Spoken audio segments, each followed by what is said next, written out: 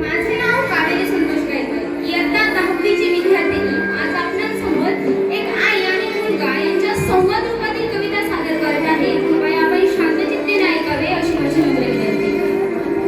धपाधप पाय आपटत एक लेकरू घरी आलं. आपण जातो ना पाय आपटत घरी. धपाधप पाय आपटत एक लेकरू घरी आलं. वस्तूंची फेकाफेक करत घरामध्ये गेलं. तिन्ही सांजेची वेळ रात्र झाली नव्हती.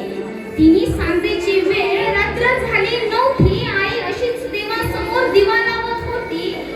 जगात जे घडलं नव्हतं ते घरामध्ये मात्र घडलं. जगात जे घडलं नव्हतं ते घरामध्ये मात्र घडलं. बाहेर जे बोलता येत नव्हतं ते लेकरू आई समोर बोललं. म्हणालं, खोटारडी आहेस आई तू, खोट्या मार्गावर चाललीस. खोटारडी आहेस आई तू, खोट्या मार्गावर चाललीस. आजपर्यंत माझ्याशी तू खोटच बोललीस. म्हणालं, खोटारडी आहेस आई तू, खोट्या मार्गावर चाललीस. आजपर्यंत माझ्याशी तू खोटच बोललीस. आशीर्वाद देताना काय म्हणायचीस की माझं काहीच अडणार नाही. आशीर्वाद देताना काय म्हणायचीस की माझं काहीच अडणार नाही आणि माझ्या बाबतीत कधीच काही वाईट मुळी घडणार नाही. आईपासून काय लपतंय हे तिच्या लक्षात आलं. तिनं लेकराला घोटभर पाणी प्यायला दिलं. हुंदक्यांमधून वाट काढत पाणी पोटात गेलं. हुंदक्यांमधून वाट काढत पाणी पोटात गेलं. अन आई म्हणाली, आता सांग तुला काय झालं. तेव्हा तो म्हणाला, आता हा अनुभव आपल्या सर्वांना सतत येत असतो. तेव्हा तो म्हणाला, लोक आई विचित्र झालेत फार. तो म्हणाला, लोक आई विचित्र झालेत फार. सतत सगळे माझ्यावरती खाऊन असतात फार. तो म्हणाला, लोक आई विचित्र झालेत फार. सतत सगळे माझ्यावरती खाऊन असतात फार. त्यांच्या त्या अशांत अस्वस्थ नजरा मला कळतात. जाणवतं मला ते माझ्यावर खूप खूप जळतात.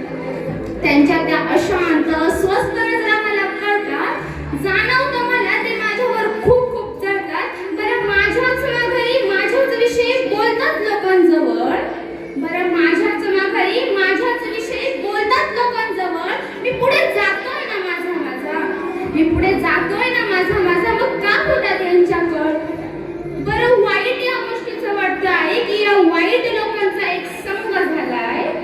बरं वाईट या गोष्टीचं वाटतं आहे की या वाईट लोकांचा एक संघ झालाय आणि मी वाईट वागत नसूनही त्यांनी मलाच बाजूला केलाय. आणि मी वाईट वागत नसून देखील त्यांनी मलाच बाजूला केलं. आई म्हणाली, बाळा तुला माझा प्रश्नच नाही कळला. आई म्हणाली, बाळा तुला माझा प्रश्नच नाही कळला. मी तुला काय झालं विचारले, तू त्यांचा त्रास सांगितला.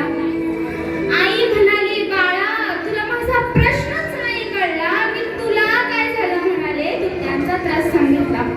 सोडून दे ना ते तुझ्यावर रुसताय का हसताय. सोडून दे ना ते तुझ्यावर रुसताय का हसताय. कारण तुला पूर्ण करायची स्वप्न ही फक्त तुझ्याच डोळ्यांना दिसताय. कारण तुला पूर्ण करायची स्वप्न ही फक्त तुझ्याच डोळ्यांना दिसताय.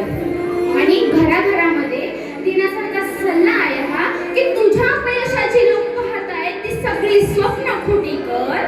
तुझ्या अपयशाची लोक पाहतायत ना ती सगळी स्वप्न खोटी कर. दुसऱ्यांची रेख पुसण्यापेक्षा तू स्वतःची मोठी कर.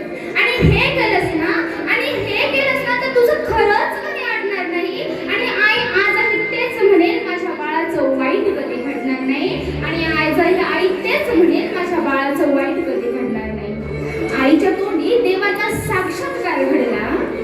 आईच्या तोंडी देवाचा साक्षात्कार घडला आणि आईने लावलेल्या दिव्याचा घरभर लख्ख प्रकाश पडला. आणि आईने लावलेल्या दिव्याचा घरभर लख्ख प्रकाश पडला. येथे